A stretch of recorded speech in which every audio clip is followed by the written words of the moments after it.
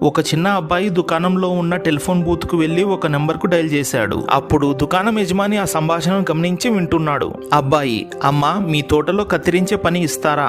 మహిళ అవతలి వైపు ఫోన్లో, నాయనా తోటను కత్తిరించడానికి ఇప్పటికే ఒక వ్యక్తి ఉన్నాడు. అబ్బాయి, అమ్మా నేను మీ తోటను ఇప్పుడు కత్తిరించే వ్యక్తి కంటే సగం ధరకే కత్తిరిస్తాను. మహిళ, నా తోటను కత్తిరించే వ్యక్తితో నేను చాలా సంతృప్తిగా ఉన్నాను. అబ్బాయి ఇంకా పట్టుదలతో, అమ్మా నేను మీ ఇంటి అంతస్తును మరియు మెట్లను కూడా ఉచితంగా ఊడుస్తాను. మహిళ వద్దు థ్యాంక్స్ అని చెప్పేసింది. అప్పుడు అబ్బాయి చిరునవ్వుతో రిసీవర్ ను పెట్టేశాడు. దుకాణం యజమాని అబ్బాయి దగ్గరికి వెళ్లి, బాబు నీ వైఖరి నాకు నచ్చింది, ఆ సానుకూల స్ఫూర్తి నాకు నచ్చింది, నేను నీకు ఉద్యోగం ఇవ్వాలనుకుంటున్నాను అని అన్నాడు. అప్పుడు ఆ అబ్బాయి లేదండి థ్యాంక్స్ అని చెప్పేశాడు. దుకాణదారుడు, కానీ నువ్వు నిజంగా ఒక ఉద్యోగం కోసం ఎంతో పట్టుదలగా అడిగావు. అబ్బాయి, లేదు సార్, నేను ఇప్పటికే ఉన్న ఉద్యోగంలో నా పనితీరును టెస్ట్ చేసుకుంటున్నాను. ఆమెకు పని చేసే వ్యక్తి నేనే. నేను చేసే పనిని చెక్ చేసుకుని సంతోషపడుతున్నాను.